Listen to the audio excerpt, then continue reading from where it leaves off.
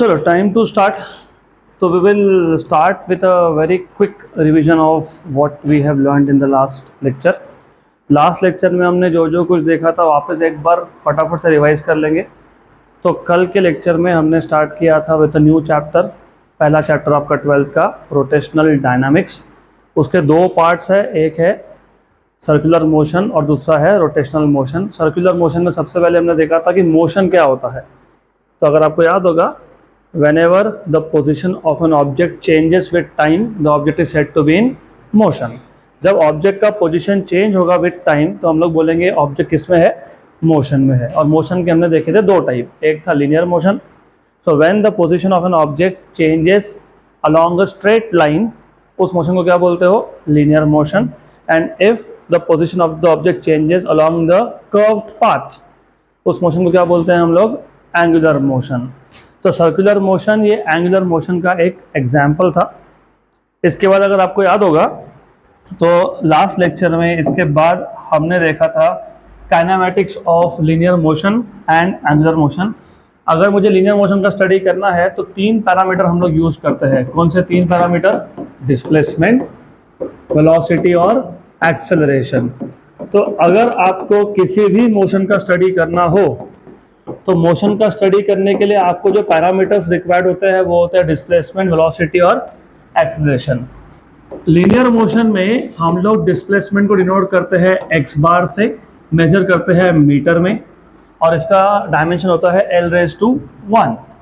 और linear motion में velocity क्या होता है, याद है आपको, v बार. क्या होता है वो, मीटर पर सेकेंड में होता है, ऐसा यूनिट. और डायमेंशंस क्या थे, L1t-1. और एक्सेलरेशन होता है मीटर पर सेकेंड स्क्वायर में, डायमेंशंस थे L1t-2. सिमिलरली एंगुलर मोशन में जो डिस्प्लेसमेंट होता है, जैसे यहाँ पे डिस्प्लेसमेंट मतलब कितना डिस्टेंस कवर हुआ इन अ गिवन डायरेक्शन, उसको क्या बोलते हो, डिस्प्लेसमेंट. वैसे ही एंगुलर मोशन में कितना एंगल कवर हुआ उसको क्या बोलते हैं, एंगुलर डिस्प्लेसमेंट. उसको डिनोट करते हैं हम किससे, थीटा से, और मेजर करते हैं किसमें, रेडियंस में. करेक्ट. देन एक सेकेंड में कितना डिस्टेंस कवर हुआ वो होता है लीनियर वेलोसिटी. सिमिलरली एक सेकेंड में कितना एंगल कवर हुआ, क्योंकि कोई भी पार्टिकल अगर सर्कुलर मोशन परफॉर्म करेगा या एंगुलर मोशन परफॉर्म करेगा तो वो हर सेकेंड में कुछ ना कुछ एंगल कवर करेगा. तो हर सेकेंड में जितना एंगल कवर हुआ उसको क्या बोलते हो, एंगुलर वेलोसिटी. तो एंगुलर वेलोसिटी क्या होता है, angle covered by a particle पर सेकेंड. डिनोट किससे करते हो, याद है, ओमेगा. और मेजर किस में करते हो, रेडियन पर सेकेंड में. करेक्ट. सिमिलरली हमने देखा था एंगुलर एक्सेलरेशन को हम डिनोट करते हैं किससे, अल्फा, और मेजर करते हैं रेडियन पर सेकेंड स्क्वायर में. करेक्ट. फिर अगर आपको याद होगा, क्योंकि डिस्प्लेसमेंट हो या वेलोसिटी हो या एक्सेलरेशन हो, ये सारे क्या है, वेक्टर क्वांटिटीज़ है. और वेक्टर का क्या होता है, डायरेक्शन होता है ना, डायरेक्शन. तो लीनियर मोशन में डिस्प्लेसमेंट का डायरेक्शन क्या होता है, अलोंग द मोशन. अगर कोई object along x axis move हो रहा है तो डिस्प्लेसमेंट का डायरेक्शन भी क्या है, अलोंग एक्स एक्सिस. और फिजिक्स में या मैथ्स में हम लोग एक्स एक्सिस को लिखते हैं आई कैप. क्या लिखते हैं, आई कैप. जो डायरेक्शन मोशन का है वही डायरेक्शन किसका है, डिस्प्लेसमेंट का. तो अगर मेरे पास एक पार्टिकल है जो अलोंग एक्स एक्सिस मूव हो रहा है तो डिस्प्लेसमेंट का डायरेक्शन क्या होगा, आई कैप. अगर एक particle along Y axis move हो रहा है तो क्या होगा, जे कैप. और अलोंग जेड एक्सिस हो रहा है तो के कैप. बराबर. वेलोसिटी का डायरेक्शन और डिस्प्लेसमेंट का डायरेक्शन होता है सेम. तो जो डायरेक्शन डिस्प्लेसमेंट का है वही किसका है, वेलोसिटी का. एक्सीलरेशन के दो डायरेक्शन थे. एक्सीलरेशन मतलब क्या, चेंज इन वेलोसिटी. अगर वेलोसिटी बढ़ रहा होगा, इंक्रीज हो रहा होगा, तो उस केस में एक्सीलरेशन का डायरेक्शन और वेलोसिटी का डायरेक्शन क्या है, सेम है. अगर वेलोसिटी कम हो रहा होगा तो उस केस में एक्सीलरेशन का डायरेक्शन और वेलोसिटी का डायरेक्शन क्या होता है, एक दूसरे को अपोजिट. बराबर. तो डिस्प्लेसमेंट का डायरेक्शन मतलब किसका डायरेक्शन, मोशन का. वेलोसिटी का डायरेक्शन मतलब किसका डायरेक्शन, डिस्प्लेसमेंट का. और एक्सीलरेशन का क्या क्या डायरेक्शन होता है, या तो वेलोसिटी के डायरेक्शन में होगा या फिर उसको अपोजिट होगा. यहाँ तक क्लियर है. हम तो सिर्फ कल का ही रिवाइज कर रहे हैं, अभी आगे गए नहीं, जाएंगे। लेकिन एंगुलर मोशन में और खासकर सर्कुलर मोशन में डायरेक्शंस थोड़े से अलग होते हैं। तो अगर आपको याद होगा circular motion, if you remember, circular motion में पार्टिकल क्या करता है, सर्कुलर मोशन परफॉर्म करता है। मतलब क्या करता है, वो सर्कल के अलॉन्ग घूमता रहता है। तो हर एक सर्कल का क्या होता है, सेंटर। इस सेंटर में से जो स्ट्रेट लाइन पास होगा परपेंडिकुलर टू सर्कल, इसको बोलते हैं हम लोग, क्या बोलते हैं याद है क्या इसको, एक्सिस। क्या बोलते हैं इसको, एक्सिस। तो अगर हम लोगों को एंगुलर डिस्प्लेसमेंट का डायरेक्शन चाहिए तो उसके लिए मैंने तुमको एक रूल बताया था। मैंने बोला था एक्सिस को अपने राइट हैंड में रखो, सच दैट ये जो फिंगर्स है ये क्या है, कर्ल्ड है। कर्ल्ड मतलब इसे घुमाए हुए है। और थंब क्या है, आउटस्ट्रेच्ड है, मतलब बाहर निकाला हुआ है, राइट। तो अगर फिंगर्स ये मोशन का डायरेक्शन दे रहे हैं तो थंब किसका डायरेक्शन देगा, एंगुलर डिस्प्लेसमेंट का, राइट। इसको बोलते हैं right hand thumb rule. Imagine the axis to be held in your right hand such that the fingers are curled and thumb is outstretched. If the fingers gives direction of motion, then the thumb gives direction of angular displacement. तो इस case में अगर आप देखोगे angular displacement का direction है ये,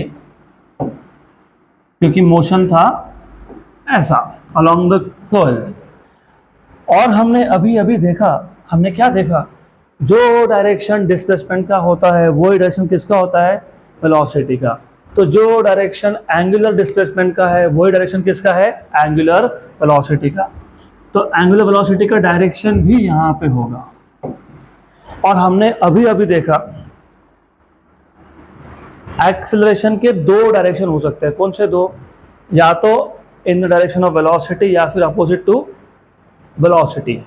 example, velocity अगर बढ़ रहा होगा तो एक्सेलरेशन और वेलोसिटी का डायरेक्शन सेम है, अगर वेलोसिटी कम हो रहा होगा तो एक्सेलरेशन और वेलोसिटी का डायरेक्शन अपोजिट है। तो लीनियर मोशन में अगर ऐसा है तो एंगुलर में भी वैसा है। एंगुलर में भी जो एंगुलर एक्सेलरेशन है ना उसका डायरेक्शन या तो अलोंग वेलोसिटी है या फिर उसको अपोजिट है। अब दोनों का एक एक एग्जाम्पल मैं बता देता हूँ आपको। फॉर एग्जाम्पल, एक फैन है जो बंद है, अब मैंने बटन चालू कर दिया एंड फैन स्टार्ट्स रोटेटिंग। तो इस केस में स्पीड बढ़ते जा रहा है, तो फाइनल स्पीड इनिशियल से ज़्यादा है। तो उस केस में थीटा, ओमेगा और अल्फा तीनों का डायरेक्शन क्या आएगा, सेम, क्योंकि वेलोसिटी बढ़ रहा था। अब मैंने फैन को बंद कर दिया तो स्पीड क्या होगा, कम होगा, मतलब final speed is less than initial speed. उस केस में अल्फा का डायरेक्शन क्या हो जाएगा, अपोजिट हो जाएगा। तो यहाँ तक क्लियर। इसके बाद हमने देखा था What is the relation between angular and linear parameters? Linear में x, एंगुलर में थीटा, लीनियर में v, एंगुलर में ओमेगा, लीनियर में a, एंगुलर में अल्फा। अगर आपको इनका रिलेशन चाहिए तो कुछ नहीं करना, सिर्फ r से मल्टीप्लाई कर लेना। तो v equal to r omega, x equal to r theta and a equal to r alpha. This is the relation between linear parameters and angular parameters. तो linear displacement is equal to radius into angular displacement, linear velocity is equal to radius into angular velocity and linear acceleration is equal to radius into angular acceleration. इसके बाद हमने देखा था kinematics के equation. अब जिनको kinematics के equation अभी भी याद नहीं है तो भी याद कर लो। और आपको पता होना चाहिए कि ये जो काइनेमैटिक्स के इक्वेशन ये करते क्या है। काइनेमैटिक्स, जिनको काइनेमैटिक्स ही नहीं पता कोई बात नहीं, मैं बता देता हूँ। 11th में आपको चैप्टर था, उसमें एक वर्ड आपने सुना होगा, chapter number 4 laws of motion. उसमें आपको इंट्रोडक्शन में बोला हुआ है मैकेनिक्स। और क्योंकि मोस्ट ऑफ यू आप लगभग सबके सब इंजीनियरिंग साइड ही जाओगे लगभग, तो इंजीनियरिंग में सबसे डिफिकल्ट फर्स्ट ईयर में जो सब्जेक्ट आता है वो होता है मैकेनिक्स। तो पहले तो पता होना चाहिए कि मैकेनिक्स मतलब क्या। The study of moving objects is called as mechanics. Mechanics के दो ब्रांच होते हैं, एक होता है स्टैटिक्स। स्टैटिक्स मतलब study of objects which are at rest, और एक होता है काइनेटिक्स। काइनेटिक्स मतलब study of objects when they are moving. Kinetics के दो ब्रांच होते हैं, एक को आप बोलते हो kinematics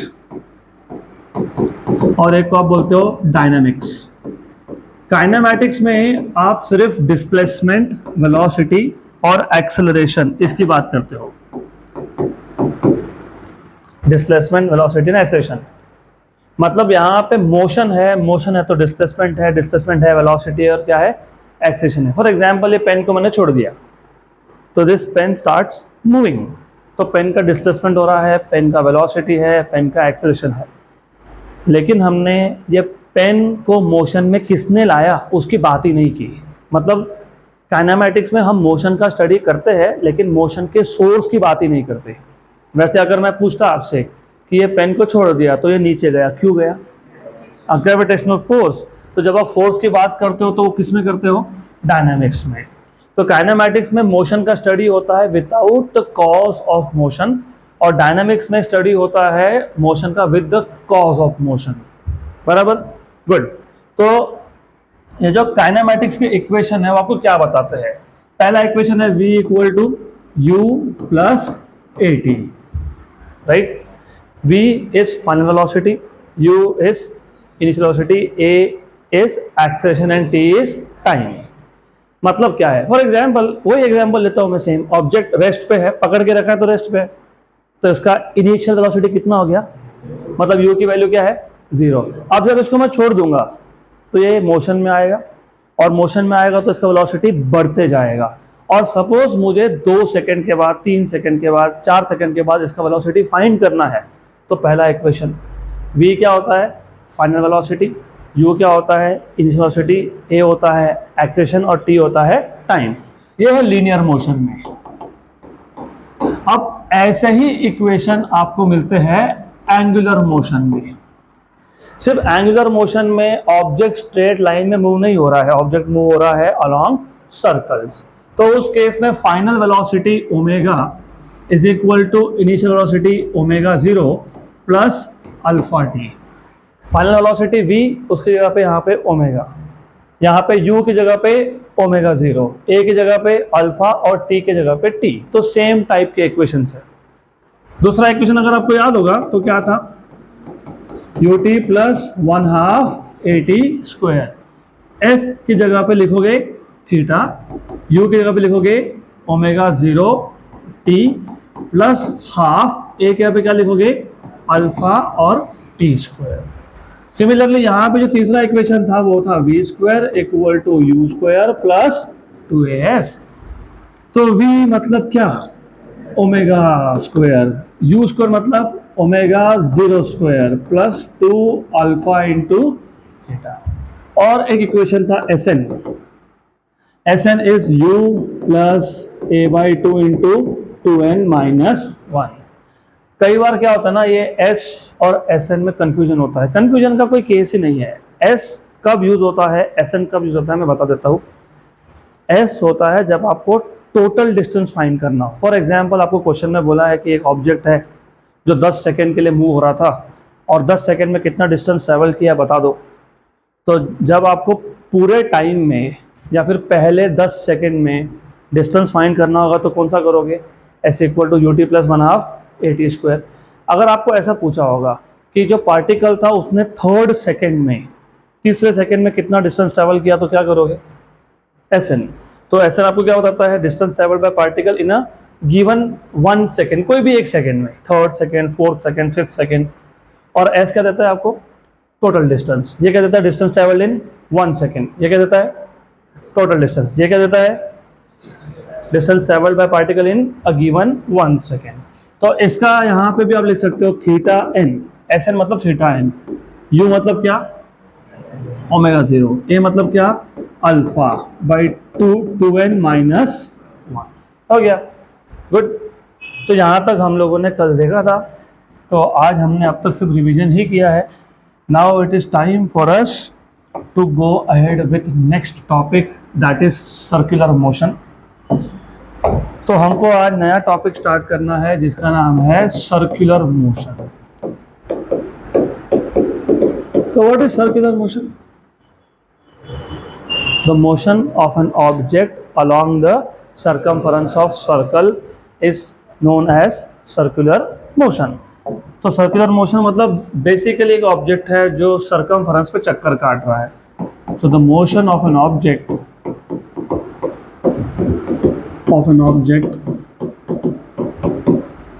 along the circumference of circle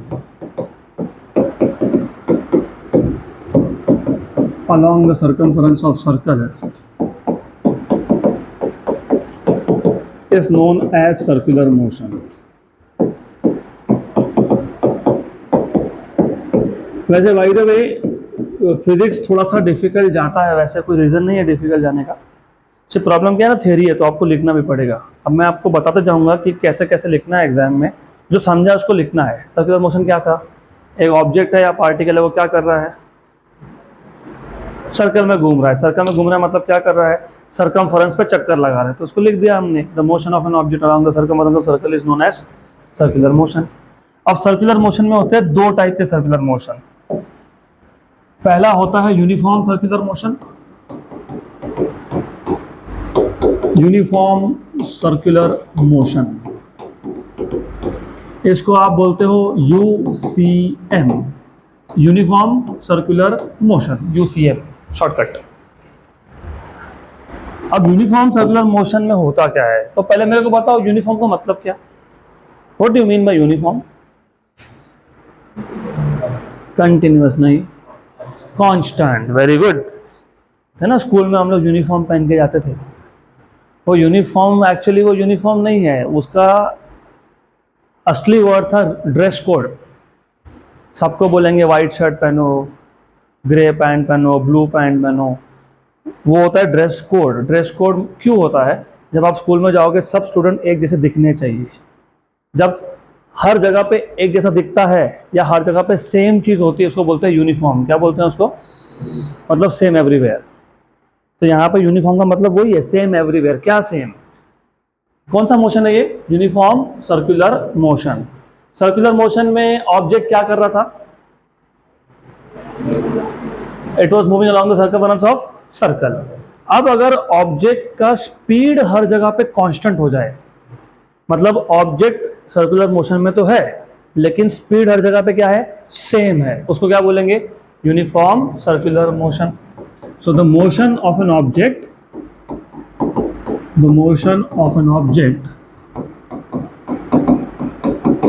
along the circumference of circle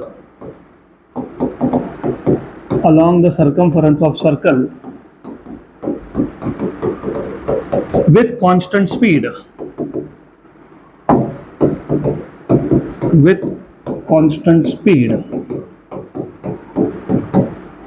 is known as uniform circular motion, तो सिर्फ मैंने 3 वर्ड एक्स्ट्रा ऐड किए, विथ कांस्टेंट स्पीड। और यहाँ पे थोड़ा सा आपको केयरफुल रहना पड़ेगा, with constant speed, with constant velocity नहीं। अब स्पीड और वेलोसिटी में डिफरेंस क्या है, अगर आपको याद होगा 11th स्टैंडर्ड में आपने चैप्टर नंबर 2 में मैथमेटिकल मेथड्स में 2 टाइप के फिजिकल क्वांटिटी देखे थे, एक था स्केलर, एक था वेक्टर। स्केलर ऐसा फिजिकल क्वांटिटी होता है जिसका पूरा कंप्लीट इंफॉर्मेशन देने के लिए हमको सिर्फ एक नंबर की जरूरत है, राइट। एग्जाम्पल, फॉर एग्जाम्पल, यहाँ से वहाँ जाने में कितना टाइम लगा, तो कोई बोलेगा 10 मिनट, तो आपने सिर्फ एक नंबर बताया ना 10, मिनट क्या है, यूनिट है, वो तो बताना ही पड़ेगा। मैंने आपको पूछा यहाँ से घर जाने में कितना टाइम लगा, आपने बोला 20, क्या 20 साल लग गए आपको, नहीं ना, तो फिर जो यूनिट है वो बताना पड़ता है, लेकिन उसके साथ क्या बोला तुमने, एक नंबर। मतलब आपको उस फिजिकल क्वांटिटी का पूरा इंफॉर्मेशन देने के लिए सिर्फ क्या जरूरत पड़ गई, नंबर की। ऐसे फिजिकल क्वांटिटी को क्या बोलते हो, स्केलर क्वांटिटीज। अगर साथ में डायरेक्शन भी बताए तो उसको बोलते हैं वेक्टर, बराबर। एग्जाम्पल, आप सब गाड़ी चलाते ही होंगे, गाड़ी के ऊपर एक मीटर होता है, क्या बोलते हैं पता है उसको, स्पीडोमीटर। क्या बताता है वो आपको, स्पीड। उसको वेलोसिटी मीटर क्यों नहीं बोला, क्योंकि वो आपको डायरेक्शन नहीं बताता, वो आपको सिर्फ स्पीड बताता है, मतलब वो सिर्फ आपको मैग्नीट्यूड बताता है, राइट। आपके गाड़ी कितने स्पीड से चल रही है वो बताएगा, डायरेक्शन नहीं बताएगा। तो वेलोसिटी क्या होता है, velocity is a vector quantity which has both magnitude and direction. अब मैंने यहाँ पे बोला the motion of an object along the circumference of circle with constant speed. With constant speed, याद रखना मैंने कहीं पे भी constant velocity नहीं बोला है, मैंने क्या बोला with constant speed. मतलब पार्टिकल कहीं पे भी हो, पार्टिकल अगर A पोजीशन पे है, पार्टिकल अगर B पोजीशन पे है, पार्टिकल चाहिए तो C पोजीशन पे है, पार्टिकल कहीं पे भी होगा तो उसका स्पीड क्या है, सेम है, लेकिन वेलोसिटी सेम नहीं है। क्यों? क्योंकि यहाँ पे अगर पार्टिकल A पे है ना तो उसका वेलोसिटी है अलोंग द टैंजेंट, B पे है तो भी है अलोंग द टैंजेंट, लेकिन देखो डायरेक्शन चेंज हो गया है ना। तो यूनिफॉर्म सर्कुलर मोशन में स्पीड तो सेम रहता है लेकिन वेलोसिटी का डायरेक्शन क्या होता है, चेंज, और वेलोसिटी का डायरेक्शन हमेशा क्या होता है, अलोंग द टैंजेंट। इसके लिए मैंने क्या बोला, with constant speed, with constant velocity नहीं, विथ कांस्टेंट स्पीड, करेक्ट। तो in UCM the direction of velocity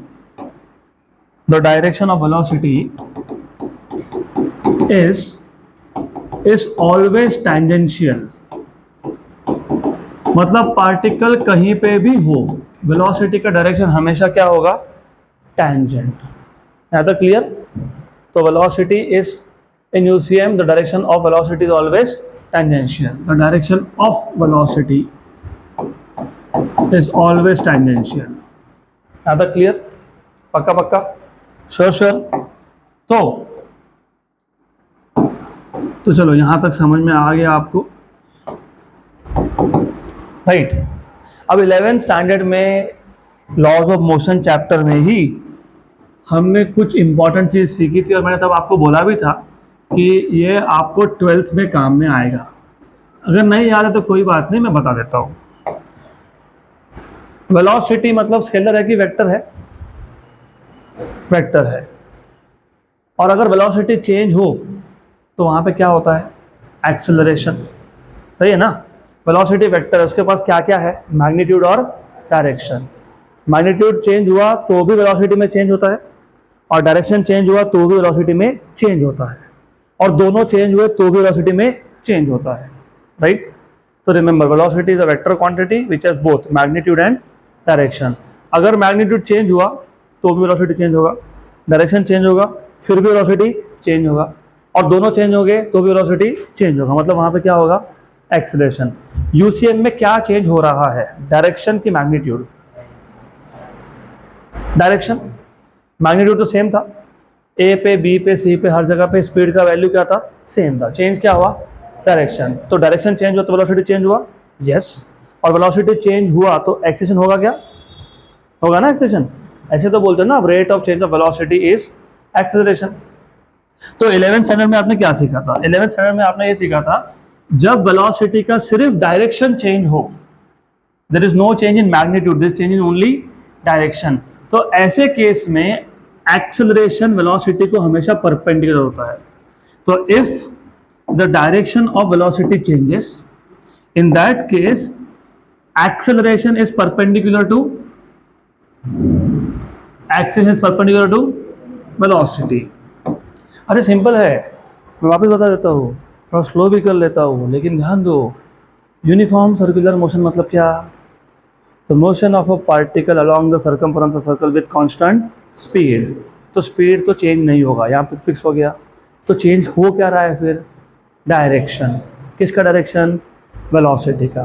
तो वेलोसिटी का डायरेक्शन चेंज होना मतलब वेलोसिटी चेंज होना, एग्री, पक्का। वेलोसिटी चेंज हो तो वहाँ पे क्या होता है, एक्सेलरेशन, और एक्सेलरेशन वेक्टर क्वांटिटी है, और हर एक वेक्टर क्वांटिटी का क्या होता है, डायरेक्शन। हमने 11 में ये सीखा था, जब वेलोसिटी का सिर्फ डायरेक्शन चेंज हो, if there is only change in direction of velocity, तो एक्सेलरेशन वेलोसिटी को क्या होता है, परपेंडिकुलर। तो परपेंडिकुलर ड्रॉ किया ना, दिख रहा है 90 डिग्री, हाँ, तो परपेंडिकुलर है क्या, यस। तो ये जो एक्सेलरेशन है ये कहाँ पे पॉइंट कर रहा है, टुवर्ड्स सेंटर, इसलिए उसको बोलते हैं सेंट्रीपिटल एक्सेलरेशन। क्या बोलते हैं इसको, centripetal. So in this case acceleration is towards the center of circle, is towards the center of circle,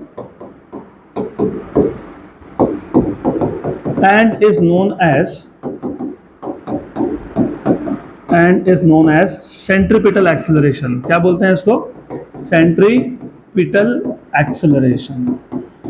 और अगर आपको याद होगा, हमने 11th में ही सेंट्रीपिटल एक्सेलरेशन के फॉर्मूला भी डिराइव किए थे। 3 फॉर्मूला थे, एक था v²/r, और अभी मैंने बताया v और ओमेगा का रिलेशन क्या था, याद है क्या? v = r omega. तो यहां सब्स्टिट्यूट कर दूंगा, क्या बन जाएगा? r² ω² अपॉन r, एक r कैंसल, तो क्या रह गया? r ω²। तो ये दूसरा फॉर्मूला बन गया। और इसी r ω² को मैं ऐसा लिख सकता हूं, r omega into omega. Omega square था ना, तो क्या लिख लिया? Omega into omega. r omega मतलब कौन होता है? v, तो क्या बन गया? तो 3 फॉर्मूला है, एक है v²/r, एक है r ω², और एक है v ओमेगा। याद रहेगा? पक्का? पक्का? तो यूनिफॉर्म सर्कुलर मोशन में क्या कांस्टेंट है? स्पीड। चेंज क्या हो रहा है? डायरेक्शन। किसका डायरेक्शन? वेलोसिटी का। कहाँ है? Along tangent, right. अगर वेलोसिटी का सिर्फ डायरेक्शन चेंज हो तो एक्सेलरेशन और वेलोसिटी एक दूसरे को क्या होते हैं? परपेंडिकुलर। और इसकी वजह से एक्सेलरेशन कहाँ पॉइंट कर रहा है? Toward centre. इसलिए हमने क्या नाम दे दिया? Centripetal acceleration. फोर्स नहीं, फोर्स आएगा इसके बाद, फिलहाल सेंट्रीपिटल एक्सेलरेशन। यहाँ तक क्लियर है? हमने फॉर्मूला भी लिख लिए, लेकिन एक्सेलरेशन क्या था? वेक्टर क्वांटिटी था, तो अभी हमको डायरेक्शन बताना पड़ेगा उसका। अब एक काम करेंगे, सेंटर से सरकमफेरेंस की तरफ, सेंटर से सरकमफेरेंस की तरफ, मतलब सेंटर से बाहर की तरफ, सेंटर से बाहर की तरफ हम एक वेक्टर डिफाइन कर देंगे, इसको बोल देंगे r कैप। क्या बोल दिया इसको? अब r कैप क्यों बोला? क्योंकि ये क्या है? रेडियस है। रेडियस क्या होता है? Distance from centre to circumference, right. तो ये रेडियस है, हमने रेडियस के डायरेक्शन में एक वेक्टर दे दिया, उसको क्या बोल दिया? r cap. ये आपको r कैप मतलब कैप वेक्टर्स पता है ना आपको? 11 में सीखा था आपने यूनिट वेक्टर्स। तो what is a unit vector? क्यों यूज करते हैं? To give direction. चलो अगर नहीं पता तो कोई बात नहीं, मैं बता देता हूँ। देखो ऐसा है ना, फिजिक्स में हम लोगों को बार बार डायरेक्शंस बताने पड़ते हैं। For example, a particle is moving towards east with a speed of 20 meter per second. Then it takes turn and moves toward north with a speed of 30 meter per second. है ना? पहले कहाँ जा रहा था? ईस्ट में। अब कहाँ जा रहा है? नॉर्थ में। पहले स्पीड कितना था? 20, अब कितना है? 30। तो अगर हमको इसको शॉर्टकट फॉर्म में लिखना है तो हम लोग ईस्ट को आई कैप बोल देते हैं। ईस्ट को अपोजिट कौन होता है? वेस्ट, तो उसको माइनस आई कैप बोल देंगे। नॉर्थ को क्या बोलते हैं? जे कैप। नॉर्थ को अपोजिट कौन होता है? साउथ, उसको क्या बोलोगे? माइनस जे कैप। तो डायरेक्शन बताने के लिए हम लोग ये यूनिट वेक्टर्स यूज करते हैं, जिसको हम लोग कैप से डिनोट करते हैं, कैप। तो यूनिट वेक्टर्स का काम सिर्फ क्या है? डायरेक्शन बताना। और इसको यूनिट वेक्टर क्यों बोला? क्योंकि इसका मैग्नीट्यूड होता है 1। तो vector with magnitude 1 which is used to give directions is called as unit vector. सही है? करेक्ट। तो आर कैप, इसका डायरेक्शन कहां से कहां है? सेंटर से सरकमफेरेंस की तरफ। और हमारे पास जो सेंट्रीपिटल एक्सेलरेशन आया था उसका डायरेक्शन क्या था? सरकमफेरेंस से सेंटर की तरफ। तो जो सेंट्रीपिटल एक्सेलरेशन है उसमें मैं आर कैप लिखूंगा कि माइनस आर कैप लिखूंगा? माइनस आर कैप, क्योंकि आर कैप कहां से कहां है? सेंटर से सरकमफेरेंस। और हमारे पास जो एक्सेलरेशन आया वो कहां से कहां है? सरकमफेरेंस से, मतलब आर कैप को अपोजिट, राइट। तो अगर मुझे सेंट्रीपिटल एक्सेलरेशन को वेक्टर फॉर्म में लिखना है तो in vector form a bar equal to, formula तो वही रहेगा, v²/r, r ओमेगा स्क्वायर और v ओमेगा। फॉर्मूला सेम है, सिर्फ direction minus are cap, minus are cap और minus are cap. Correct. Minus क्यों लिखा? क्योंकि इसका डायरेक्शन सेंटर से सरकमफेरेंस की तरफ नहीं है, उल्टा है, बाहर से अंदर की तरफ है, इसलिए क्या लिखा हमने माइनस आर कैप। यहाँ तक समझ में आया? तो just to check, what is uniform circular motion? The motion of an object along the circumference of circle with constant speed. Speed constant है लेकिन वेलोसिटी का डायरेक्शन चेंज हो रहा है। तो वेलोसिटी का डायरेक्शन क्या है? Tangential at every instant of time. Direction change होना मतलब वेलोसिटी में चेंज होना। अब वेलोसिटी चेंज हुआ तो क्या होता है वहाँ पे? एक्सेलरेशन। और जब वेलोसिटी का सिर्फ डायरेक्शन चेंज हो, मैग्नीट्यूड नहीं, तो एक्सेलरेशन और वेलोसिटी कैसे होते हैं एक दूसरे को? परपेंडिकुलर। तो एक्सेलरेशन का डायरेक्शन क्या आ गया? Towards centre. इसको हमने क्या बोल दिया? Centripetal acceleration. और उसका फॉर्मूला क्या था? v² by R omega square और वी ओमेगा। बराबर यहां तक? पक्का पक्का? क्लियर? गुड। तो अब अगला जो टॉपिक है that is non UCM. Non UCM मतलब नॉन यूनिफॉर्म सर्कुलर मोशन। जैसे तुमने यूसीएम बोला वैसे ही नॉन यूसीएम आएगा, नॉन यूनिफॉर्म सर्कुलर मोशन। तो any guess? Sorry, any guess what is non UCM?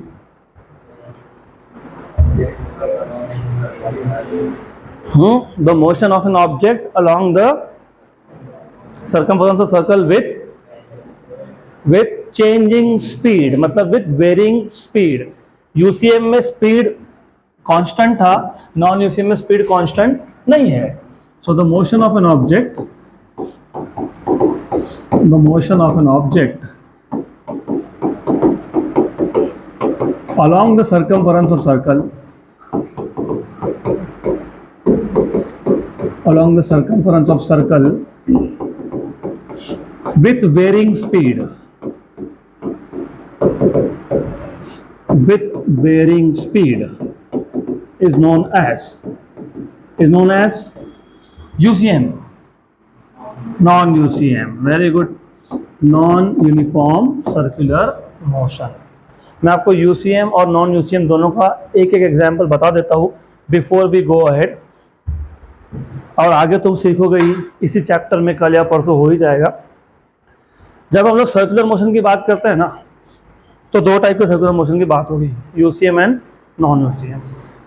और अगर सर्कुलर मोशन ऐसा है, ऐसा मतलब कैसा है? वर्टिकल प्लेन में, क्योंकि ये प्लेन कौन सा है? वर्टिकल। तो वर्टिकल प्लेन में जो सर्कुलर मोशन होता है वो नॉर्मली नॉन यूसीएम होता है।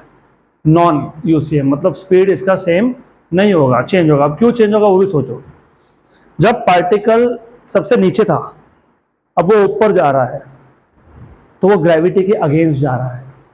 जब ग्रेविटी के अगेंस्ट जाएगा तो ग्रेविटी अपोज करेगा, ग्रेविटी अपोज करेगा तो स्पीड क्या होगा?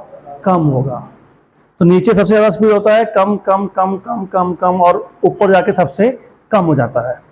और जब वो वापस नीचे आएगा तो अभी उसको ग्रेविटी नीचे खींच रहा है, तो उसका स्पीड इंक्रीज होगा। तो यहाँ पे स्पीड कांस्टेंट है क्या? इसलिए वर्टिकल सर्कुलर मोशन ये कौन सा है? नॉन यूसीएम है। और दूसरा एक सर्कुलर मोशन है जो हॉरिजॉन्टल प्लेन में है। हॉरिजॉन्टल प्लेन में हाइट ऑफ द ऑब्जेक्ट ये चेंज होता ही नहीं है। तो यहाँ पे क्या लगता है तुमको, स्पीड चेंज होगा क्या? नहीं चेंज होगा ना। तो ऐसा मोशन कौन क्या है? यूसीएम। तो हॉरिजॉन्टल सर्कुलर मोशन यूसीएम है और वर्टिकल क्या है? नॉन यूसीएम है। अब ये याद रखना, क्योंकि आगे हमको दोनों के एक एक एग्जाम्पल कम से कम देखने हैं। यहाँ तक clear? Now coming going ahead, uniform circular motion में स्पीड सेम होने के बाद भी एक्सेलरेशन था ना एक्सेलरेशन, और डायरेक्शन क्या था एक्सेलरेशन का? Along the towards the centre. ठीक। 11th स्टैंडर्ड में तुमने और एक चीज सीखी थी।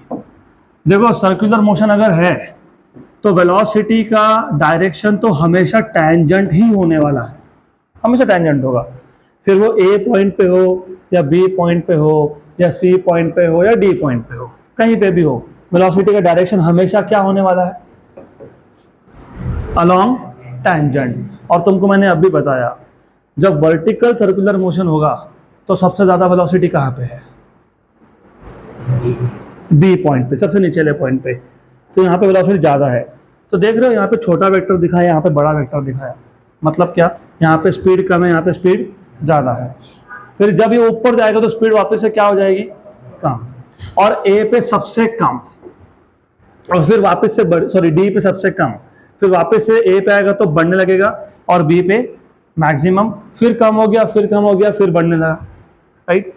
तो यहाँ पे वेलोसिटी का मैग्नीट्यूड मतलब स्पीड और डायरेक्शन दोनों ही चेंज हो रहे हैं। दोनों चेंज हो रहे हैं ना? यूसीएम में सिर्फ क्या चेंज हुआ था? डायरेक्शन। यहाँ पे दोनों चेंज हो रहे हैं। दोनों मतलब कौन कौन? Magnitude and direction. तो जब वेलोसिटी का मैग्नीट्यूड एंड डायरेक्शन दोनों ही चेंज हो, जब वेलोसिटी का मैग्नीट्यूड एंड डायरेक्शन दोनों ही चेंज हो, तो एक्सेलरेशन के दो कंपोनेंट होते हैं, मतलब एक्सेलरेशन के दो पार्ट्स होते हैं। एक पार्ट होता है अलोंग द टैंजेंट और एक होता है टुवर्ड्स द सेंटर। अब टुवर्ड्स द सेंटर क्यों आएगा? पिछले केस में एक्सेलरेशन कहाँ था? Towards the centre. क्यों था? Because of change in direction. तो यहाँ पे भी तो डायरेक्शन चेंज हो रहा है ना वेलोसिटी का। तो जब जब वेलोसिटी का डायरेक्शन चेंज हो, वो जो एक्सेलरेशन प्रोड्यूस करेगा वो कहाँ जाएगा? Towards centre. तो टुवर्ड्स सेंटर जो एक्सेलरेशन आया वो किसकी वजह से आया?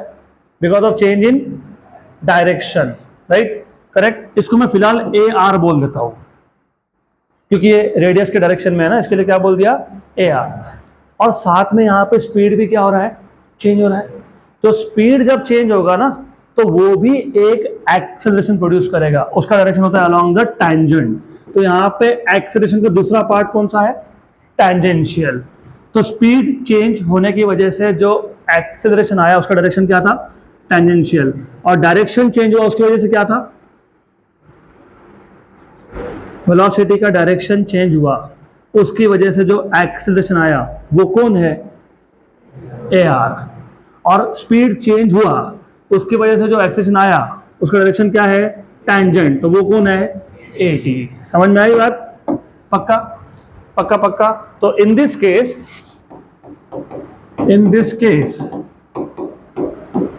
Acceleration has two components। पहला कंपोनेंट है रेडियल कंपोनेंट, दूसरा कंपोनेंट है टेंजेंशियल कंपोनेंट। रेडियल कंपोनेंट क्यों आया? बिकॉज ऑफ चेंज इन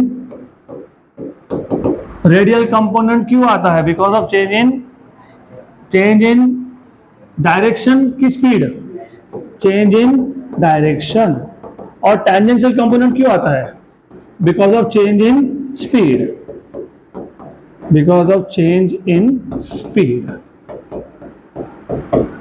पक्का। और हमने 11th स्टैंडर्ड में वेक्टर्स में ही सीखा था कि अगर हमारे पास दो वेक्टर हो तो जो रिजल्टेंट होता है वो कहाँ जाता है? Along the diagonal. तो ए टी और ए आर का रिजल्टेंट कौन? ए। और अगर आपको याद होगा, नहीं याद होगा तो मैं बता देता हूं, कोई बात नहीं। अगर मेरे पास दो वेक्टर है, मान लो मेरे पास एक वेक्टर है बी बार, दूसरा वेक्टर है ए बार, इन दोनों का रिजल्टेंट है आर बार। तो r is equal to under root of, याद है क्या? A square plus b square plus 2ab cos theta, correct. अगर ए और बी ये दोनों एक दूसरे को परपेंडिकुलर हो गए तो एंगल कितना बन गया? तो थीटा कितना आएगा? 90। cos 90 कितना होता है? 0। तो ये आएगा ही नहीं, तो क्या लिखोगे? Under root of A square plus, very good. अब ये सेम आइडिया आपको अप्लाई करना है इस केस में। तो यहां पे कौन से दो वेक्टर थे? ए आर और ए टी। ये एक दूसरे को कैसे है? परपेंडिकुलर। इसका रिजल्टेंट कौन है? ए। तो ए क्या आएगा? Under root of A R square plus A T square, very good. तो दिस इज रिजल्टेंट एक्सेलरेशन, रहेगा याद अब? तो नॉन यूसीएम में एक्सेलरेशन के कितने पार्ट्स है? दो, एक अलोंग रेडियस और एक अलोंग टेंजेंट। अलोंग रेडियस किसकी वजह से आया? Because of change in direction. और अलोंग टेंजेंट क्यों आया? Because of change in speed. तो रिजल्टेंट कहाँ है?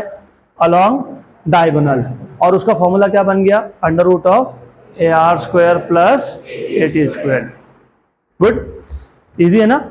हाँ, तो फिजिक्स इजी है, physics is not difficult at all. Good, सच में इजी है। अब वो तुम लोगों को डरा के रखते तो क्या ही करेंगे? डिफिकल्ट है, डिफिकल्ट है, डिफिकल्ट नहीं है, ये इजी है।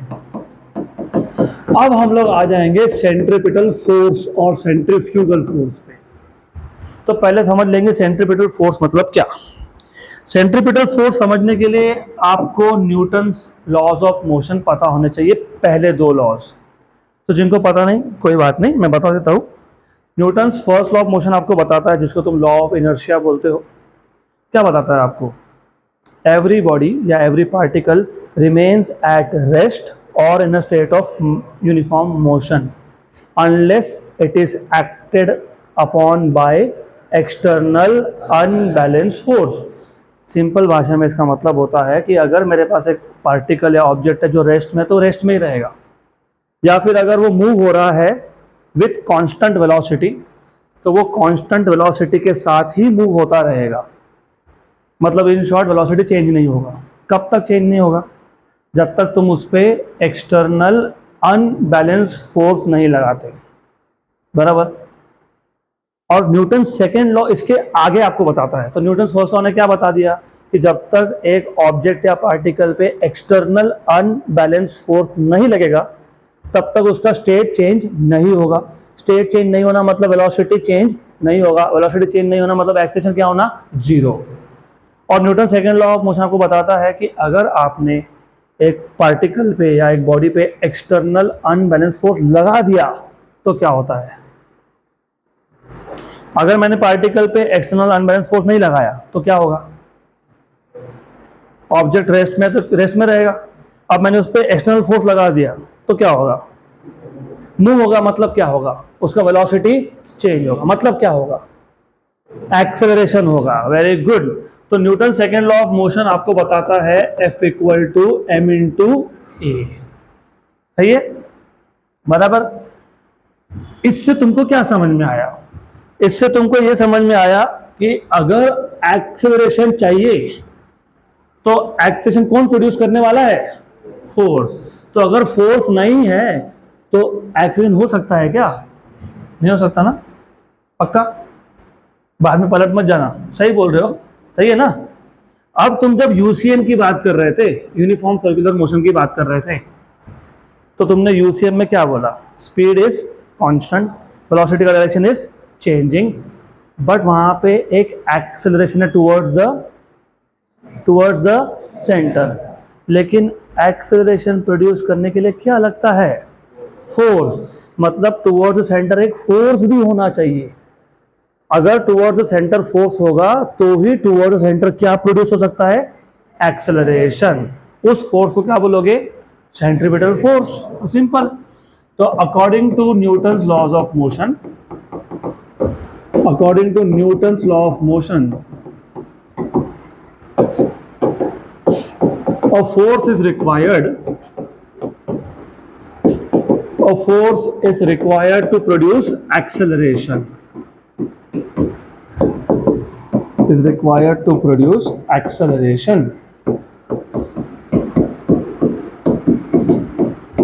यहाँ तक clear?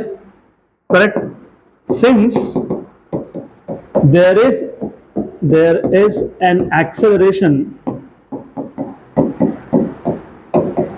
towards the center of circle,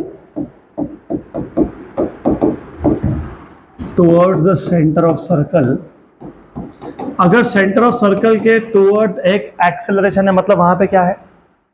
force है, क्योंकि एक्सेलरेशन बिना फोर्स के हो सकता है क्या? नहीं। So since there is an acceleration towards centre of circle, therefore there must be a force towards the center. इस फोर्स को हम लोग बोलते हैं सेंट्रीपिटल फोर्स। तो डिफाइन कैसे करोगे? A force acting on a particle performing circular motion, direction क्या था? Towards the centre, acting towards the centre along the radius, क्योंकि रेडियस के डायरेक्शन में था ना, वो सिर्फ अंदर की तरफ था, is known as centripetal force. So a force acting on a particle performing circular motion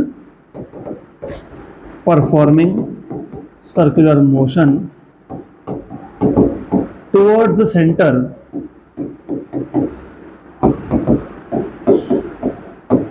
along the radius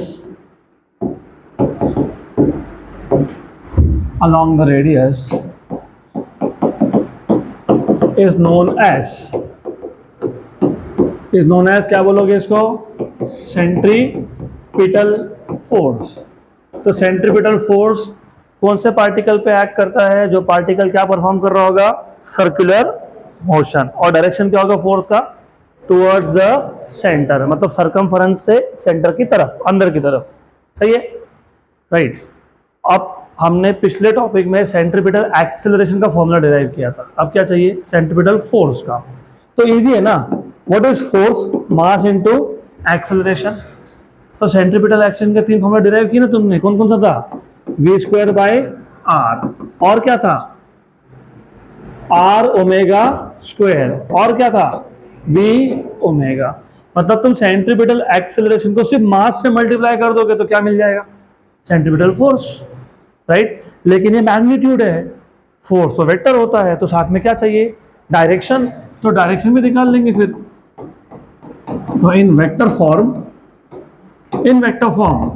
centripetal force mv² by r, ठीक। डायरेक्शन क्या आएगा इसका? r कैप की minus r cap? Minus r cap, क्योंकि ये centre की तरफ है ना, अंदर की तरफ है, तो क्या लिखोगे? Minus r cap. या फिर क्या लिखोगे? mr omega square minus r cap, या फिर minus mv omega r cap. हो गया, राइट, बराबर। तो कुछ नहीं है, एक्सेलरेशन को फोर्स से मल्टीप्लाई कर लिया, हो गया सेंट्रीपिटल फोर्स। तो यहां तक क्लियर? पक्का पक्का। अब अगला जो टॉपिक है सेंट्रीफ्यूगल फोर्स। ये सेंट्रीफ्यूगल फोर्स को समझने के लिए आपको सबसे पहले पता होना चाहिए फ्रेम ऑफ रेफरेंस क्या होता है। फिर आपको पता होना चाहिए कि फ्रेम ऑफ रेफरेंस के 2 टाइप कौन से हैं, जिसको एक को हम लोग बोलते हैं इनर्शियल, एक को हम लोग बोलते हैं नॉन इनर्शियल। तो जिनको पता नहीं, कोई बात नहीं, मैं बता देता हूँ, थोड़ा अच्छे से सुन लेना, क्योंकि ये थोड़ा सा कंफ्यूज करेगा आपको, तो इसलिए अच्छे से सुन लेना, एक एक वर्ड इंपॉर्टेंट है यहाँ पे। पहले तो ये फ्रेम ऑफ रेफरेंस मतलब क्या? मोशन में हम लोग क्या क्या मेजर करते हैं? Displacement, velocity and. अब जब तुम बोलते हो कि मेजर करते हैं, डिस्प्लेसमेंट मेजर करेंगे, तो कहीं से तो मेजर करोगे ना। फॉर एग्जाम्पल, मैंने आपको बात पूछ लिया, आपका घर कितना दूर है? भाई कहाँ से कितना दूर है? यहाँ से कि मुंबई से कि पूना से? मेरे को बताना पड़ेगा ना। तुम्हारा घर यहाँ से कितना दूर है, तो तुम मेजर कहाँ से करोगे? यहाँ से। तो जहाँ से तुम मेजर करना चालू करते हो, या जो कोऑर्डिनेट सिस्टम तुम मेजरमेंट के लिए यूज करते हो, उसको बोलते हो फ्रेम ऑफ रेफरेंस। क्या बोलते हैं? Frame of reference. अब इसका एक एग्जांपल बताता हूँ। फॉर एग्जांपल, इस क्लासरूम में ये एक मोबाइल का स्टैंड है, मैंने बोला इसका डिस्टेंस कितना है, तो मेरे से इसका डिस्टेंस अलग होगा, जो लास्ट में बैठे हैं वहाँ से अलग होगा। तो मैं एक फ्रेम ऑफ रेफरेंस हो गया, वो एक फ्रेम ऑफ रेफरेंस हो गया, है ना। तो फ्रेम ऑफ रेफरेंस मतलब it is a coordinate system which we use to measure distance, velocity and acceleration. अब ये फ्रेम ऑफ रेफरेंस 2 टाइप के होते हैं। अब 2 टाइप कौन से वो भी समझ लो। सपोज मैं फ्रेम ऑफ रेफरेंस हूँ क्योंकि मैं ऑब्जर्वर हूँ और मैं मोशन को मेजर कर रहा हूँ। एक ऑब्जेक्ट है जैसे मोबाइल का स्टैंड, मैं मतलब फ्रेम ऑफ रेफरेंस रेस्ट पे हूँ और ये भी रेस्ट पे है, करेक्ट। तो इसका वेलोसिटी कितना हो गया? 0। क्यों? क्योंकि जो ऑब्जर्वर है, मतलब जो फ्रेम ऑफ रेफरेंस है, वो रेस्ट पे है, तो उसके लिए ऑब्जेक्ट भी रेस्ट पे है। सही है। अब इमेजिन मैं ऑब्जर्वर हूँ, मैं मोशन में हूँ, लेकिन मैं यूनिफॉर्म मोशन में हूँ। यूनिफॉर्म मोशन मतलब क्या? Velocity constant. तो मैं मूव होते होते इस ऑब्जेक्ट को देख रहा हूँ, तो मेरे लिए ऑब्जेक्ट रेस्ट में है कि मोशन में है? मोशन में है। इसका वेलोसिटी कितना आएगा? जितना मेरा वेलोसिटी है। क्या होगा ना एक्सपीरियंस, कहीं जा रहे हो, फिर तुम खिड़की के बाहर देखते हो, तुमको पेड़ दिखता है, तुम सोचते हो ये पेड़ पीछे क्यों जा रहा है? तो पेड़ नहीं पीछे जा रहा है, तुम आगे जा रहे हो, लेकिन तुम as a frame of reference किस में थे? मोशन में थे। जितने वेलोसिटी से तुम आगे जा रहे हो, उतने वेलोसिटी से वो पीछे जा रहा है। अब यहाँ पे दो चीज़ें हैं, अगर फ्रेम ऑफ रेफरेंस रेस्ट पे हो या फिर frame of reference uniform motion में हो। यूनिफॉर्म मोशन मतलब कांस्टेंट वेलोसिटी, ऐसे फ्रेम ऑफ रेफरेंस को हम लोग बोलते हैं इनर्शियल फ्रेम ऑफ रेफरेंस। क्या बोलते हैं? इनर्शियल फ्रेम ऑफ रेफरेंस, या फिर बोलते हैं non accelerated frame of reference. क्या बोलते हैं? Non accelerated frame of reference. अभी नॉन एक्सेलरेटेड क्यों बोला? क्योंकि या तो वेलोसिटी जीरो था या तो वेलोसिटी कांस्टेंट था। वेलोसिटी कांस्टेंट होना मतलब एक्सेलरेशन क्या होना? जीरो होना। और ऐसे फ्रेम ऑफ रेफरेंस में Newton's laws of motion valid होते हैं। क्या होते हैं Newton's laws of motion? Valid. अब वैलिड होना का मतलब क्या होता है? आपको न्यूटन्स लॉज ऑफ मोशन से क्या समझ में आया? पहले लॉ ने आपको बताया कि जब तक एक्सटर्नल अनबैलेंस फोर्स एक्ट नहीं होगा तब तक मोशन का स्टेट चेंज होगा क्या? नहीं। सही है, राइट? मतलब उस ऑब्जेक्ट का एक्सेलरेशन हो सकता है क्या? नहीं। कब तक? जब तक उस ऑब्जेक्ट पे फोर्स नहीं लगेगा तब तक। तो जब हम इनर्शियल फ्रेम ऑफ रेफरेंस की बात कर रहे थे या non accelerated frame of reference की बात कर रहे थे, इनर्शियल फ्रेम ऑफ रेफरेंस में फ्रेम ऑफ रेफरेंस या तो रेस्ट पे होगा या फिर मूव हो रहा है विद कांस्टेंट वेलोसिटी। दोनों ही केस में अगर फ्रेम ऑफ रेफरेंस रेस्ट में है या frame of reference constant velocity के साथ मूव हो रहा है, तो उस ऑब्जेक्ट का मुझे एक्सेलरेशन का वैल्यू क्या मिलने वाला है? जीरो। जीरो मिलेगा ना। अगर मैं रेस्ट पे हूँ, ऑब्जेक्ट भी रेस्ट पे है, तो वेलोसिटी जीरो है, तो एक्शन कितना है? जीरो है। लेकिन मैं अगर मोशन में हूँ, लेकिन मेरा मोशन कैसा है? कांस्टेंट वेलोसिटी के साथ, तो मुझे इसका वेलोसिटी क्या मिलेगा? कांस्टेंट। मतलब एक्सीलरेशन क्या हो गया? जीरो। और बराबर है। न्यूटन्स ने तो यही बताया ना तुमको, न्यूटन ने अगर इसको एक्सेलरेट करवाना है तो क्या लगाना पड़ेगा? फोर्स लगा था क्या इस पे? तो एक्सीलरेशन मिलना चाहिए था क्या? नहीं। तो इसमें Newton law of motion valid हो गया ना। तो ऐसे फ्रेम ऑफ रेफरेंस को क्या बोलोगे? इनर्शियल या फिर non accelerated frame of reference. यहां तक क्लियर? पक्का पक्का। अब थोड़ा सिचुएशन चेंज करता हूं। अब मैं फ्रेम ऑफ रेफरेंस हूं क्योंकि मैं मेजरमेंट कर रहा हूं और मैं मेरा वेलोसिटी बढ़ाते जा रहा हूं। वेलोसिटी बढ़ेगा और मैं उस ऑब्जेक्ट को देख रहा था, तो मैं एक्सेलरेटेड था, तो मेरे लिए ऑब्जेक्ट भी क्या है? Very good. लेकिन फोर्स कहाँ लगाया तुमने? लगाया क्या? तो न्यूटन ने क्या बोला कि जब तक फोर्स लगेगा नहीं तब तक एक्सेलरेशन हो सकता है क्या? इधर तो हो गया। तो ऐसे फ्रेम ऑफ रेफरेंस में Newton law of motion valid है क्या? तो ऐसे फ्रेम ऑफ रेफरेंस को हम बोलते हैं नॉन इनर्शियल या फिर एक्सेलरेटेड फ्रेम ऑफ रेफरेंस। इसमें Newton law of motion valid होते हैं क्या? नहीं होते हैं। यहां तक क्लियर है, राइट? अब ये सारा आपने रियल लाइफ में एक्सपीरियंस लिया है। 4 केसेस बताता हूँ, चारों आपने एक्सपीरियंस किए होंगे। आप गाड़ी में जा रहे थे, सडनली राइट टर्न आया, आपको लगता है कि आपको किसी ने धक्का दे दिया। कहाँ पे धक्का दे दिया? लेफ्ट में, लगा ना? और लेफ्ट में टर्न लिया तो राइट में। और रियलिटी में तो किसी ने आपको धक्का दिया ही नहीं, फिर आपको ऐसा क्यों लगता है कि कोई आपको धक्का दे रहा है? क्योंकि जब टर्न आएगा तो वो क्या बन गया? Circular motion. और हमने अभी तो देखा सर्कुलर मोशन यूसीएम हो या नॉन यूसीएम हो, दोनों ही केसेस में क्या था? एक्सेलरेशन था। यूसीएम में एक्सेलरेशन कहाँ था? टुवर्ड्स द सेंटर, और नॉन यूसीएम में अलोंग द डायगोनल। लेकिन दोनों ही केसेस में एक्सेलरेशन है, यस। तो एक्सेलरेटेड फ्रेम ऑफ रेफरेंस में Newton law of motion valid है क्या? नो। मतलब अगर आप गाड़ी में हो, गाड़ी टर्न ले रहा है, टर्न ले रहा है मतलब सर्कुलर मोशन हो गया। सर्कुलर मोशन कौन सा होता है? Accelerated. Accelerated frame of reference में लॉज ऑफ मोशन वैलिड होते हैं क्या? नहीं। मतलब वहां पे फोर्स नहीं भी होगा तो आपको क्या लगेगा? किसी ने आपको पुश कर दिया। सही है। इस फोर्स को बोलते हैं सूडो फोर्स। क्या बोलते हैं इसको? सूडो मतलब जो एग्जिस्ट नहीं करता लेकिन अपने को फील होता है, किसी ने बाहर से नहीं लगाया लेकिन हमको फिर भी फील हुआ, इसको क्या बोलते हैं? तो सूडो फोर्स आप कब एक्सपीरियंस करोगे? When you are in which frame of reference? Non inertial. Very good. अब आपको समझ में आएगा सेंट्रीफ्यूगल फोर्स का मतलब क्या है। तो जब भी पार्टिकल, कोई भी पार्टिकल हो, अगर वो सर्कुलर मोशन परफॉर्म कर रहा है, चाहे वो यूसीएम हो चाहे वो नॉन यूसीएम हो, सर्कुलर मोशन में हमेशा क्या होता है? एक्सेलरेशन होता है। अगर एक्शन है तो वो फ्रेम ऑफ रेफरेंस इनर्शियल है कि नॉन इनर्शियल है? Non inertial. नॉन इनर्शियल में कौन सा फोर्स होता है? सूडो।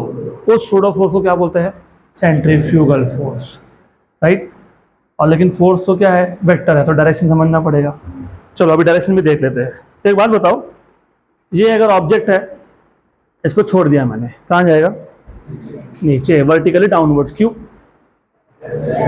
मतलब ग्रेविटेशनल फोर्स उसको नीचे की तरफ खींच रहा है, बराबर। मतलब इससे तुमको क्या समझ में आया? जिस डायरेक्शन में फोर्स हो उस डायरेक्शन में क्या होता है? मोशन। एग्री? जिस डायरेक्शन में फोर्स हो उस डायरेक्शन में क्या होता है? मोशन। पक्का ना? बाद में ना नहीं बोलना, सही? पक्का पक्का? श्योर? यूनिफॉर्म सर्कुलर मोशन में एक्सेलरेशन कहाँ था? टुवर्ड्स। तो फिर ऑब्जेक्ट सेंटर की तरफ क्यों नहीं जा रहा? वो सर्कल में क्यों घूम रहा है, बता दो। तो यूसीएम में तुमने ही बोला, मैंने नहीं बोला, तुम ही बोल रहे हो कि यूसीएम में फोर्स कहाँ पे है? Towards centre, centripetal force. तो ऑब्जेक्ट ने तो सीधा सेंटर की तरफ जाना चाहिए ना, सीधा ऐसा अंदर स्ट्रेट लाइन में, फिर वो सर्कल में क्यों घूम रहा है?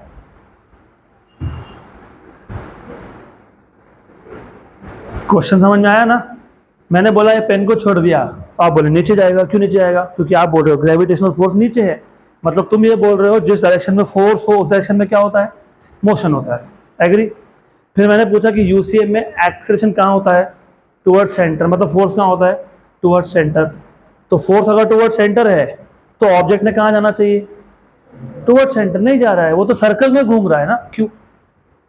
तो क्योंकि ये सर्कुलर मोशन इनर्शियल फ्रेम है कि नॉन इनर्शियल है? Non inertial. तो नॉन इनर्शियल में कौन सा फोर्स एक्स्ट्रा लगता है? सूडो। तो सूडो फोर्स होता है बाहर की तरफ। तो अंदर की तरफ जो सेंट्रीपिटल फोर्स है ना, उसको बाहर की तरफ वाला सूडो फोर्स, मतलब कौन सा फोर्स? सेंट्रीफ्यूगल फोर्स ने क्या कर दिया? बैलेंस कर दिया। इसके लिए पार्टिकल ना अंदर जा रहा है ना बाहर जा रहा है, वो क्या कर रहा है? सर्कुलर मोशन परफॉर्म कर रहा है। यहाँ तक समझ में आया? तो अभी हम लोग डिफाइन कर लेंगे और हम लोग इसका इक्वेशन भी लिख लेंगे। तो सेंट्रीफ्यूगल फोर्स, सेंट्रीफ्यूगल फोर्स ये रियल फोर्स है कि सूडो फोर्स है? तो centrifugal force is a pseudo force. Force is a pseudo force, is a pseudo force in UCM. Direction क्या है इसका? टुवर्ड सेंटर की away? Away. Okay. Which is directed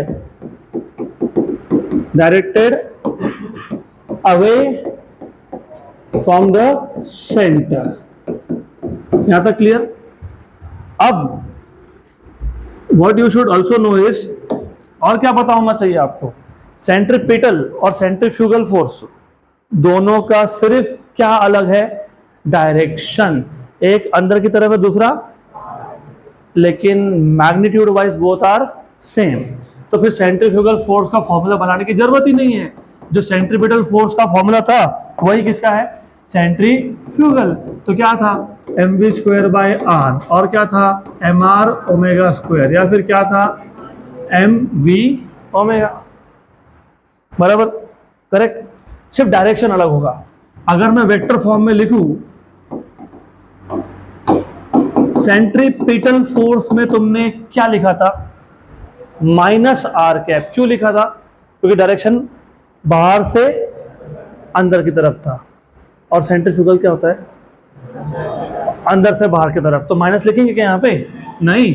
तो सिर्फ क्या लिखेंगे? mv square by R, R cap, या फिर mr omega square R cap, या फिर mv ओमेगा आर्क है। याद रहेगा? पक्का पक्का? सही है। अब मैं इसका रियल लाइफ एग्जांपल बताता हूँ आपको। ये आपने सेंट्रीफ्यूगल फोर्स का यूज़ भी किया है।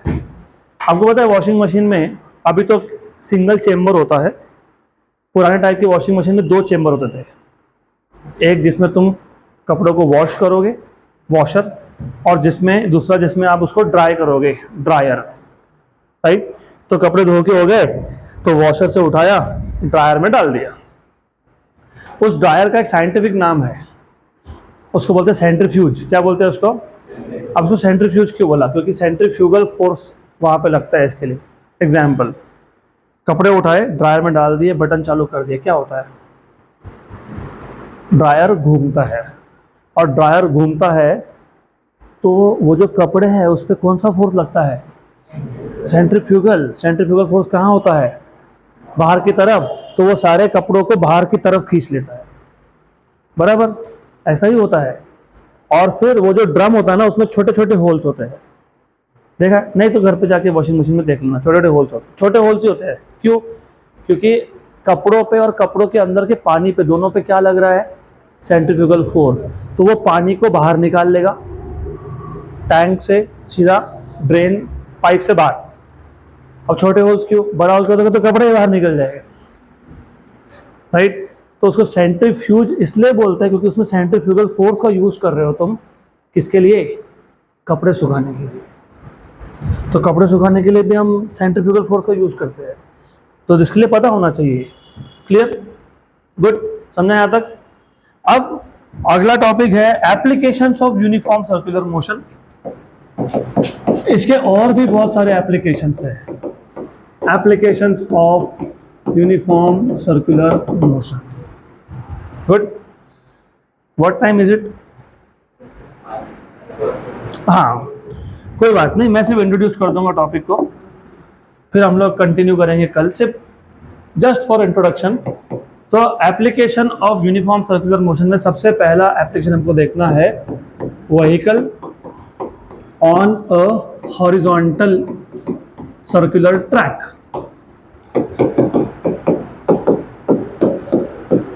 मतलब क्या? सिर्फ समझ लो आज। अब आपको ये पता होना चाहिए जहां पे भी सर्कुलर मोशन हो, सर्कुलर मोशन में एक फोर्स होता है, कंपलसरी फोर्स होता है, नेसेसरी फोर्स होता है। उसको क्या बोलते हो? सेंट्रीपिटल। अगर सेंट्रीपिटल फोर्स नहीं है तो सर्कुलर मोशन हो ही नहीं सकता। बराबर? अब हम लोग गाड़ी चला रहे थे और गाड़ी चलाते चलाते एक टर्न आ गया। तो पहले तो तुम स्ट्रेट स्ट्रेट स्ट्रेट जा रहे थे, लीनियर मोशन परफॉर्म कर रहे थे, कोई प्रॉब्लम नहीं। लेकिन जैसे टर्न आया तो आप सर्कल के एक पार्ट पे आ गए जिसको तुम बोलते हो आर्क। मतलब तुम अभी क्या परफॉर्म कर रहे हो? Circular motion. Circular motion perform करने के लिए कौन सा फोर्स कंपलसरी चाहिए होता है? सेंट्रीपिटल। और हर एक फोर्स का एक सोर्स होता है, अपने आप नहीं आता। एग्जाम्पल बताता हूँ। Moon is revolving around earth in circular orbit. तो मून को भी क्या चाहिए? Centripetal force. कहाँ से आया? ग्रेविटेशनल फोर्स से। Electron is revolving around nucleus in circular orbit. तो क्या चाहिए? Centripetal force. कहाँ से आया? Force of attraction between electron and nucleus. ये आपका बोहर का पहला पोस्टुलेट है। केमिस्ट्री में आपने सीखा होगा ना, बोहर्स मॉडल। तो पहला पोस्टुलेट हमको यही बताता है, the necessary centripetal force is provided by force of attraction between nucleus and electron. तो जब तुम गाड़ी चला रहे थे और टर्न आया, मतलब सर्कुलर मोशन है, तो कौन सा फोर्स चाहिए? सेंट्रीपिटल। कहाँ से आया? हर एक फोर्स का एक सोर्स होता है ना, तो सेंट्रीपिटल फोर्स कहाँ से आया?